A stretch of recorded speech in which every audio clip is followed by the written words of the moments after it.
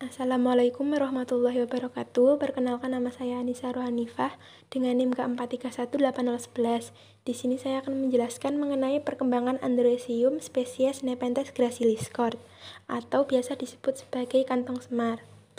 Nah, bisa dilihat pada slide tersebut ada gambar bunga. Di sana adalah bunga dari kantong semar. Kantong semar atau Nepenthes gracilis ini merupakan tanaman hias yang populer pada akhir-akhir ini di kalangan pecinta tanaman hias. Nepenthes ini merupakan tanaman dioecious, sehingga dalam pembudidayaannya dengan biji itu sedikit terkendala. Selain itu juga karena populasinya di alam yang rendah, sehingga diperlukan bantuan dengan polinasi buatan. Nah, karena ancaman kepunahan ini, maka peneliti berinisiatif untuk melestarikannya. Namun dalam pelestarian diperlukan pengetahuan dasar mengenai biologi reproduksi, yaitu meliputi perbungaan dan bunga, terutama pada perkembangan Androecium. Oleh karenanya dilakukan penelitian mengenai perkembangan Androecium Nepenthes gracilis Cort yang akan saya jelaskan berikut ini. Nah, berdasarkan penelitian yang telah dilakukan oleh peneliti, ini didapatkan perkembangan Androecium. Hal ini bisa dilihat dari tabel pada gambar 1 ini, yang merupakan skema perkembangan Androecium pada Nepenthes. Nah, pada Nepenthes ini diamati perkembangan dari terbentuknya sel-sel homogen yang dikelilingi oleh epidermis. Salah satu sel dari sel-sel homogen ini berkembang menjadi sel archaeosporial. Nah, sel archaeosporial ini nantinya akan membelah menjadi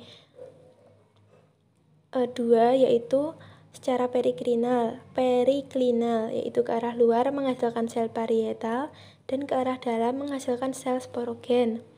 Lalu pada sel parietal ini akan membentuk dinding antera yang terdiri dari jaringan endotesium, lapisan tengah, dan tapetum.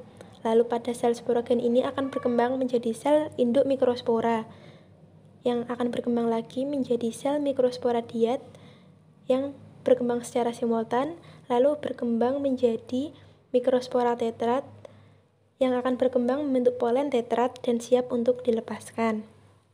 Nah, untuk penjelasan lebih detailnya akan dijelaskan berikut ini beserta gambar-gambar yang telah didapat melalui hasil mikroskop. Nah, gambar berikut merupakan gambar sayatan melintang Androecium nepenthes yang memperlihatkan sel homogen sampai sel mikrospora tetrat. Yang pertama adalah sel homogen. Nah, ciri-cirinya yaitu bentuk dan ukuran selnya hampir sama. Inti selnya jelas dan terletak di tengah. Sel terletak pada lapisan kedua atau tepat satu lapis di bawah epidermis. Jadi bisa dilihat pada yang dikotai pada gambar A yang akan diperbesar pada gambar B. Nah, mengacu pada referensi Sivana dan Johri 1989 bahwa massa sel homogen pada kuncup muda antera memiliki sifat meristematik yang dikelilingi oleh epidermis. Lalu selanjutnya adalah sel homogen tadi akan berkembang menjadi sel archaeosporial. Nah, sel archaeosporial ini ciri-cirinya sama dengan sel homogen, namun ukuran selnya lebih besar. Menurut referensi Maheswari 1950 menyatakan bahwa sel archaeosporial ini berdiferensiasi dari sel homogen di bawah epidermis. Lalu mengacu pada Bondwani 1974 bahwa sel archaeosporial ini akan membelah secara periklinal, yang ke arah luar akan membentuk sel parietal primer dan yang ke arah dalam akan membentuk sel sporogen primer. Nah, slide selanjutnya akan menjelaskan mengenai sel sporogen primer dan sel parietal. Nah, pada yang dikotai tersebut merupakan perkembangan selanjutnya. Di sana ada sel sporogen primer dan sel parietal primer. Perbedaannya yaitu pada sel sporogen primer ini intinya jelas dan lebih besar daripada sel parietal primer. Nah, sel parietal primer ini berlapis-lapis yang nantinya akan membentuk sel penyusun dinding antera. sel parietal primer dapat dibedakan dengan sel sporogen primer karena pembelahannya terjadi secara periklinal. Ya yang tadi ya, jadi yang sel parietal ini terdapat di bagian luar atau terdapat bisa dilihat pada bagian yang lebih gelap ini berwarna ungu tua, sedangkan sel sporogen primer ini adalah bagian di dalamnya yang masih agak terlihat ungu muda. Lalu sel sporogen tadi akan berkembang menjadi sel induk mikrospora, sedangkan sel parietal ini akan berkembang menjadi dinding antera yang terdiri dari lapisan tengah, sel endotesium, dan sel tapetum. Pada Nepenthes gracilis ini, sel parietal berkembang membentuk sel yang sama. Sel endotesium ini tepat berada setelah selapis di bawah epidermis. Lapisan tengah ditandai dengan adanya satu lapisan yang bentuknya agak pipih, sedangkan sel tapetum ini terletak di sebelah dalam dan berbatasan langsung dengan sel-sel induk mikrospora. Lalu, ukuran selnya ini jauh lebih besar dibandingkan dengan dinding antera lainnya, dan inti selnya terlihat lebih besar. Menurut referensi, bahwa sel tapetum ini merupakan sumber pemasok nutrisi selama perkembangan mikrospora menjadi polen. Pada tahap awal mikrosporogenesis, ketiganya ini belum bisa dapat dibedakan, namun setelah terjadinya meiosis baru dapat dibedakan. Lalu mikrospora diat yang terbentuk pada Nepenthes gracilis adalah dinding pemisah antara dinding yang satu dengan yang lainnya, namun belum terlalu terlihat.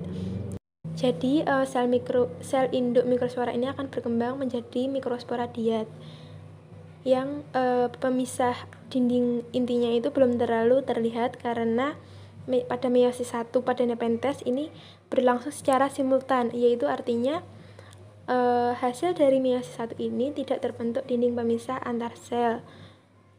Lalu pada meiosis yang terjadi secara simultan akan menghasilkan tetrat dengan tipe tetrahedral, karena setelah berakhirnya meiosis 2 baru terbentuk dinding pemisah.